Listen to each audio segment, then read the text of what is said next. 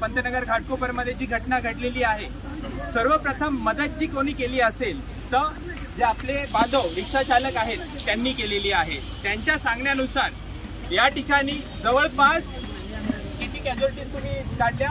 आम्ही जवळजवळ एक डेड बॉडी आम्ही 8 ते 10 डेड बॉडी काढल्या। 8 ते 10 जवळजवळ 15 ते 16 लोकांना आम्ही जिवंत काढल्या। एन्जॉर्ड काढले।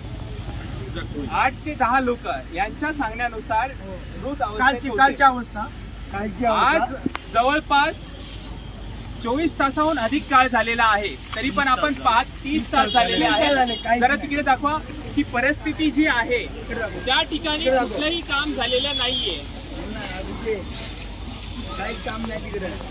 अजून एक महत्वाची बाब मला सांगावीशी वाटते, जी आपले विभागातील आहेत त्यांना सर्वांना माहिती असेल, या ठिकाणी 4 ते 5 बॅनर लागतात। 4 ते 5 टोटल 7 बॅनर लागतात। 50हून अधिक वृक्ष आहेत ते तोडल्या जातात, झाडांची कत्तल केल्या जाते। प्रशासन हे झोपलेलं आहे। माझे अनेक मित्र आहेत विभागातले, भीम आर्मीचे आहेत, तसेच इतरही या ठिकाणातले जागरूक नागरिक आहेत, त्यांनी अर्ज करून सुद्धा जी आहेत अनधिकृत कामं आहे ते लपवण्याचं प्रशासन आणि पोलीस यंत्रणा सुद्धा या ठिकाणी सहभागी आहे। ज्या अर्थी या ठिकाणी हे बॅनर जे होर्डिंग 2 ते 3 फूट खोलून महानगरपालिका सांगत आहे की यांनी परवानगी दिली नव्हती, परवानगी न घेता हे बांधलेलं आहे। एक ठिकाणी ते सांगतात परवानगी घेता न बांधलेलं आहे। तर मला याचं उत्तर महानगरपालिकेने द्यावं की हे जे बॅनर लागले होते ते तुम्ही 3 वर्ष पाहिलेच नाही का, अनधिकृत लागलेले आहेत। तर माझ्या विभागातले जे बांधव आहेत ते इथून पुढे आपल्याला ह्या ठिकाणची व्यवस्था सांगतील। मित्रांनो, मला सर्वांना प्रथम मी सांगतो, मी घाटकोपर मधला रमाबाई नगरमध्ये राहणारा रहिवासी आहे। मी इथं गेल्या 18 वर्षापासून रिक्षा चालवतो शेअरिंगमध्ये, आणि 18 वर्षापासून जे मी लहानपणापासून जे मी गुलटीचा रमाबाई कॉलनी असो, नायडो कॉलनी असू दे, पंतनगर असू दे, या सगळ्या विभागाचा मी लहानापासून मोठा झालो, एवढे विषय सगळे बघितलेत। आणि हा जो बॅनर जो आता बनवलाय हा विश्वातला आशियातला खंडातला सगळ्यात मोठा बॅनर असं घोषित केलेला। आणि इथे 7 बॅनर बनवले, पण 7 बॅनर बनवले, मला कोणाबद्दल काय ऑब्जेक्शन नाहीये, पण 7 बॅनरवरती कोणाचं लक्ष नव्हतं, परंतु रिक्षावाल्यांवरती व रहिवाच्या आमच्या रमाबाई कॉलनीतल्या रहिवाच्या रहदारीवरती एवढं लक्ष होतं ना या विभागामध्ये की आम्हाला येण्याची बंदी होती। आमच्या रिक्षा बाहेर काढल्या, एवढा आमच्यावर अत्याचार केला। तर ठीक आहे, आम्हाला अत्याचार आम्ही सहन करून आम्ही काही करायचं केलं। एक मिनिट, यांच्या सांगण्यानुसार कायदा आणि सुव्यवस्था, कायदा हा फक्त उच्चवर्गीय लोकांसाठी नाहीये आणि गोरगरीब लोकांसाठी एवढ्या पेनल्टीज गव्हर्नमेंट हे करतं। आम्हाला जवळजवळ 14 15 हजाराच्या ह्या पोलीस फाईन मारलेले आहेत। बरं ठीक आहे, आम्हाला ते मान्य आहे, परंतु आम्हाला म्हणण्याचा उद्देश आहे की जिथं आवाज उचलतात त्यांनाच का दाबलं जातं? बरं ठीक आहे, दाबल्या जातं तरी आम्ही खंबीर आहे, किती दाबा, आम्ही जीव गेला तरी चालेल, परंतु आम्हाला बोलण्याचा उद्देश आहे की जर तुम्ही हा जो पाठीमागचा जो बॅनर तुम्ही दाखवला व्हिडिओ, पाठीमागचा बॅनर आहे, या बॅनरला 6 महिने लागले। ऐका ना सर, या बॅनरला 6 महिने लागले, आणि आशियातला मोठा सर्वात banner 120 foot by 100 foot banner होता। त्या बॅनरला एका महिन्यात कसं तुम्ही क्लिअर केलं? हा कुठला म्हणजे लोकांच्या जीवावर तुम्ही खेळता हा विषय झाला।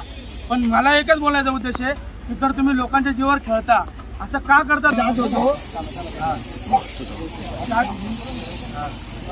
काल मी ना जवळजवळ 3:45 वाजता मी माझ्या गाडीमध्ये CNG भरला। मी या शेअरिंग स्टँडवरती मी गाडी चालवतो, आणि मी CNG भरला आणि मी जर स्टेशनला पोचलो त्यावेळेस मला कॉल आला की या ठिकाणी झाड पडलं। झाड पडल्यानंतर मी आपला नॉर्मल होतो, तरी मी माझ्या मित्रांना सहकाऱ्यांना बोललो की चला आपण बघू काय ते झाड पडलं की काय पडलं, आपण बघूया। तर नुकताच मी या 12 नंबरच्या गेटपाशी आलो, मला इथून होल्डिंग पूर्ण गायब झालं दिसला। तर मी त्यावेळेस समजलो की हा गंभीर प्रकार आहे। गंभीर प्रकार कळल्यानंतर आम्ही ना कुठं गाड्या लावल्या आणि काय केलं हे आम्हालाच माहिती। माझे सर्व सहकारी मित्र 5-6 जण होत्या माझ्याबरोबर। आम्ही पटापट हे जे होते रोड वगैरे होते आम्ही सगळं तोडून आम्ही आतमध्ये घुसलो। ज्यांना वाचवता आलं त्यांना आम्ही वाचवलं, आणि वाचवून त्यांना ॲम्ब्युलन्समध्ये पोहोचवून प्रसूतिगृहापर्यंत कसे पोहोचतील त्यापर्यंत आम्ही पूर्ण प्रयत्न केला। परंतु त्यानंतरचा पण काही विषय होता, NDRF आल्यानंतर त्याच्या अगोदर आलेले आपले फायर ब्रिगेडचे, पोलीस प्रशासन आमच्या नंतर आलेले. त्याच्या पहिल्यांदा पोलीस प्रशासन आले, त्यानंतर फायर ब्रिगेड आले, त्यानंतर NDRF आले. परंतु आम्ही ज्यावेळेस जे स्थानिक लोकांनी रमाबाई आंबेडकर नगरमधले लोक किंवा पंतनगर विभागातले लोक असतील किंवा घाटकोपर पूर्वमध्ये जे काही लोक असतील, सगळ्यांनी याच्यामध्ये योगदान करून लोकांचा जीव प्राण आम्ही वाचवला आणि सहकार्य केलं. पण काही लोक असे आतमध्ये अडकलेले की काही लोक आम्हाला टॉर्च दाखवत होते, काही लहान मुलांचा आवाज येत होता की काका, दादा, काका, मामा आम्हाला वाचवा. परंतु आम्ही पुढे जाताना आम्हाला पोलीस प्रशासनाने मागे खेचले आले की नका तुम्ही जाओ, इथं हा बॅनर पडेल किंवा स्फोट होईल, काय होईल, त्या गोष्टीमुळे आम्हाला बाहेर खेचलं गेलं. त्यानंतर NDRF आल्यानंतर आम्ही त्यांना सांगितलं की सर इथं असे मुलं अडकलेले होते, इथं असे टॉर्च आलेले. पण ते NDRF गेल्यानंतर त्यांनी पण केले सहकार्य, ते गेले आतमध्ये आमच्या बरोबर. पण त्यानंतर तिथं कोणाचा प्रतिसाद आला नाही. अशी काही दुर्दैवी गोष्ट नाही की मला काय म्हणायचं आहे, पोलीस प्रशासनाने एवढं कळावं की जे मुलं इतर स्थानिक लोक आहेत, जे मदत करणारे आहेत, त्यांनी मदत केली, त्यांना तरी समजून घ्यावं आणि कोणाला पण असे दांडके दाखवून मारायचं काम नाही करावं. जे काम करणारे आहेत त्यांना तुम्ही ओळखून घ्या की त्यांच्या अंगावर तुमचं चिखल दिसतंय, काय काय केलं त्या मुलांनी. आणि तुम्ही येताय नंतर आणि तुम्ही त्यांना दांडके मारू हातात, चुकीचं आहे का नाही. आता तुम्ही आम्ही केल्यानंतर आम्ही तर काल तर एवढं जवळजवळ आम्ही 8 बॉड्या काढल्या आणि 25 लोकांना आम्ही जिवंत काढलं. आता तुम्ही लोक कालपासून काय केलं मला हे दाखवायचं. 33 तासामध्ये या लोकांनी काय केलं ते पहिलं आम्हाला दाखवा. आता 33 तास उलटून गेलेले, 33 तासामध्ये या लोकांनी काय केलेलं आहे.